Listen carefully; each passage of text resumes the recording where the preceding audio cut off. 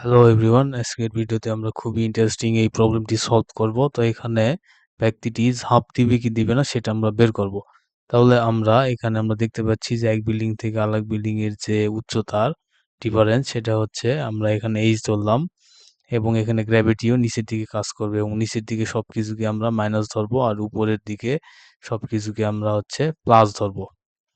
আর এখানে যেহেতু অনুভূমিকের সাথে দিচ্ছে তাহলে এখানে আলফাটা হচ্ছে 0 ডিগ্রি আর জিটা হচ্ছে আমাদের 9.8, তাহলে জিটাও নিচের দিকে কাজ করবে। তাহলে নিচের দিকে আমরা মাইনাস ধরলাম, তাহলে আমাদের উচ্চতাটা হচ্ছে মাইনাস, তাহলে -4.8 ইজিক্যাল টু এখানে বেগটা আমরা লিখতে পারবো b0 sine alpha T minus half G T square, কারণ জি নিচের দিকে কাজ করতেছে এবং নিচের দিকে সবকিছু মাইনাস ধরলাম।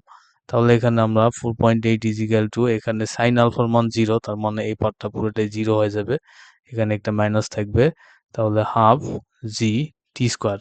তাহলে এখান থেকে আমরা টি এর মানটি পেয়ে যাব।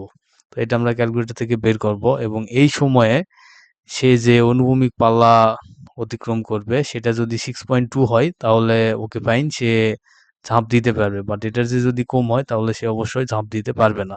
তাহলে এই অনুভূমিক পাল্লা আর বা আমরা আর লিখলাম, আর ইজিক্যাল আমরা লিখতে পারবো b0 cos alpha into T. তাহলে b0 এর মানটা আমরা এখানে আসলে জানি এবং cos 0 এর মান হচ্ছে 1, তাহলে আমরা লিখতে পারবো b0 টি।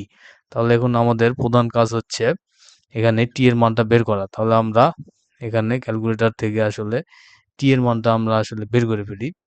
তো এখানে আমরা টি এর মানটা আগে বের করব। তাহলে আমরা এখানে দুই দিকেই মাইনাসটা চলে যাবে, তাহলে টি ইজিক্যাল টু আমরা লিখতে পারবো টি এখানে লিখতে পারবো আমরা হচ্ছে তাহলে 2 ইন্টু 4.8 4.8 ডিভাইডেড বাই হচ্ছে আমাদের জি জি হচ্ছে 9.8।